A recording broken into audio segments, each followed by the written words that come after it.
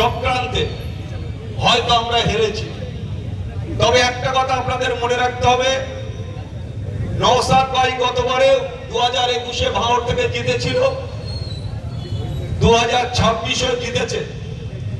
কিছুটা লড়াই আমাদের খুব টাফ লড়াই ছিল ভাঙড়ে। আপনারা দেখেছেন যে মুখ্যমন্ত্রী যিনি ভাঙড়ের মাটিতে এসে একজন কুখ্যাত ক্রিমিনাল, যার গোটা বাংলায় যার নাম শুনেছেন যে বাঁচচোর হিসাবে, যার নাম গোটা বাংলায় বেঁচেছিল। আপনারা জানেন যে গোটা বাংলায় বিখ্যাত বাঁচচোর হিসাবে নাম উঠে এসেছে শওকত মোল্লা। সেই শওকত মোল্লার বিধানসভায় আমি লড়েছি এবারে। আপনাদের মনে রাখতে হবে, বিয়ারুল ভাই এখানে হাড়োয়ায় লড়াই করেছে, অনেক প্রোগ্রাম আমি দেখেছি, কিন্তু আমাদের লড়াইটা আবার অন্য লড়াই। হাড়োয়ায় একটা বৈশাল লড়াই, মিনেখাতে একটা পরিস্থিতির উপরে লড়াই, ভাঙড়ে একটা সংগ্রামের মধ্যে দিয়ে লড়াই, ক্যানিং পূর্ব বিধানসভায় একটা পরিস্থিতির উপরে লড়াই হয়েছে। কিন্তু একটা কথা আপনাদের মনে রাখতে হবে যে আমি দীর্ঘদিন ধরে আমি তৃণমূল দলটা করে এসেছি। আমি কেন হঠাৎ আইএসএফে গেলাম সেটা অনেকের প্রশ্ন আছে, যারা ভুল হয়তো সুবিধাবাদী লোক। কিন্তু একটা কথা আপনাদের মনে রাখতে হবে, আমি যে দলটা করি জীবন বাজি রেখে, আমি মৃত্যুর ভয় করি না, আমি লড়াই করি সেই পার্টির নীতি আদর্শের উপরে ভরসা করে। আমার লড়াই সংগ্রাম সম্পূর্ণভাবে পার্টির নির্দেশকে ফলো করে। আপনারা জানবেন যে আমি 2006 সালে ভাঙড় থেকে বিধানসভায় লড়াই করে আমি তৃণমূল কংগ্রেসের বিধায়ক হয়েছিলাম। 2011 সালে আমার দলের লোক আমাকে হারিয়ে দিয়েছে সামান্য ভোটে, আমি হেরে গেছিলাম। তারপরে আপনারা দেখবেন যে এখনো পর্যন্ত আমি পঞ্চায়েত সমিতির সভাপতি, তিনবারের ভাঙড় 2 নম্বর ব্লকে পঞ্চায়েত সমিতির সভাপতি, এখনো আমি রানিং পঞ্চায়েত সমিতির সভাপতি। হয়তো অনেকেই প্রশ্ন করবে যে আপনি কিভাবে একটা দলকে চেঞ্জ করে আর একটা দলে আপনি কিভাবে সভাপতি আছেন। একটা কথা মাথায় রাখতে হবে, যে হারমাদের বিরুদ্ধে আমাদের লড়াই ছিল, সেই হারমাদ আপনারা দেখেছেন যে আজকে এনআইএর জালে সেই শওকত মোল্লা শুধু ক্যানিং ভাঙড় নয়, গোটা জেলা জুড়ে যার হাতে শয় মানুষের রক্ত যার হাতে লেগেছিল সেই শওকত মোল্লা।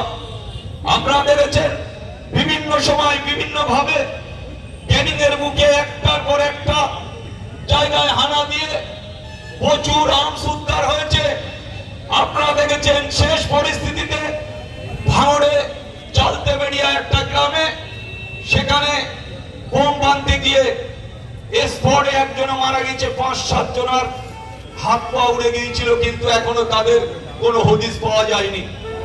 সেই কেসে এই শওকত মোল্লা হারমাদ মাতচোর, সেই কেসে অ্যারেস্ট হয়েছে এনআইএর হাতে। আমরা ভাঙড় ক্যানিং নয়, গোটা বাংলার মানুষ অন্তত শান্তি পেয়েছে যে একজন হারমাদ, একজন খুনি। মুখ্যমন্ত্রী মমতা বন্দ্যোপাধ্যায় যাকে ভাঙড়ের মাটিতে তার সার্টিফিকেট দিয়ে গিয়েছিল, আজকে মুখ্যমন্ত্রীর ভাবা উচিত প্রাপ্তর। আজকে কেন তিনি শওকত মোল্লা একটা সময় মমতা বন্দ্যোপাধ্যায়ের প্রাণ বাঁচাতে গিয়ে আরাবুল ইসলাম সেদিন গুলি খাচ্ছিল, আজকের সেই মমতা বন্দ্যোপাধ্যায়ের চোখে নেই। মমতা বন্দ্যোপাধ্যায়ের সাথে যারা দল করেছে, আজকে তৃণমূল কংগ্রেসে তারা জায়গা পায়নি। আজকে কিছু হারমাদ, কিছু তোলাবাজ, কিছু যারা সন্ত্রাসকারী, আজকে এবারে 2026-এ আমি বলেছিলাম যে বাংলার মাটিতে এই মমতা বন্দ্যোপাধ্যায় সরকার আর থাকবে না, সেটা কিন্তু অক্ষরে অক্ষরে মিলে গেছে। আজকে এই অপদর্থ চাললো এই হারমাদ, আজকে এখানে বেশ কিছু তৃণমূলের হারমাদ, হয়তো তারা কামাইকে আওয়াজ শুনতে পাচ্ছে, কান খুলে শুনে রাখুন। হারমাদগিরি করে এলাকার এলাকায় সার্বিক উন্নয়ন না করে বোম বন্দুক নিয়ে লড়াই করা যায় না। আজকে একটার পর একটা হারমাত তৃণমূলে আজকে লুট করেছে, কখনো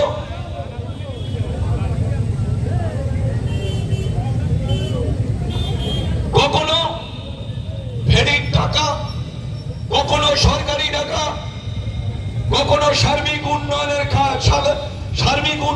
ক্ষেত্রে আজকে লক্ষ লক্ষ কোটি টাকা আজকে এই হারমাত তৃণমূল কংগ্রেসের নেতাদের কাছে গেছে।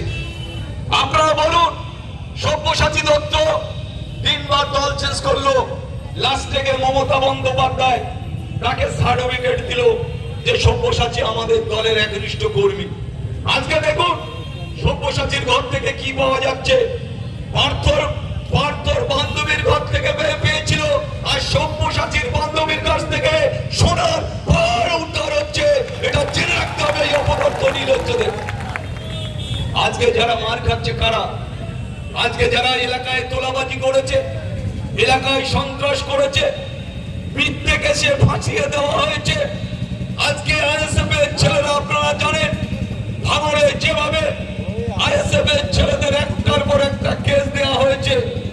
আজকে ক্যানিং পূর্বে হয়তো আমি হেরে গেছি, কিন্তু